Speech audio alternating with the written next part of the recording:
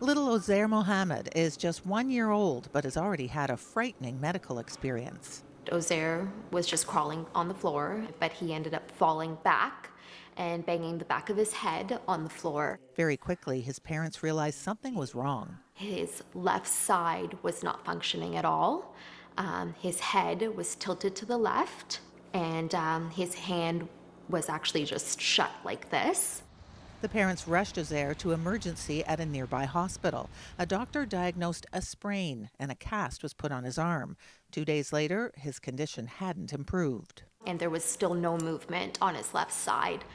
They decided to take him to Toronto's Hospital for Sick Children. Again, a sprain or soft tissue injury was diagnosed. Ozair then saw a specialist here at Lakeridge Hospital's fracture clinic, who also said the baby had suffered a sprain. But Ozair had had a stroke, a blood clot in his brain, which was only discovered when his mother took him to a third hospital and he was finally given a CT scan.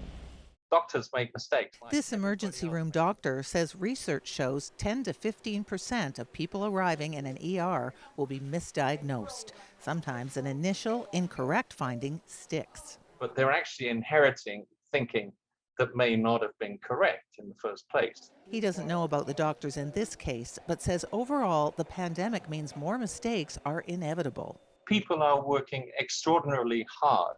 After being contacted by Go Public, the hospitals that misdiagnosed Ozair contacted the family and apologized for their ordeal.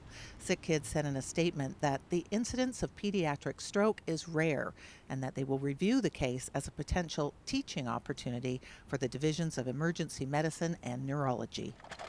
After 2.5 weeks at a rehab hospital, the little boy is almost all better. The fact that I had to go through that experience, it made it so much worse. She's speaking out to encourage all patients to listen to their instincts and says it could save a life.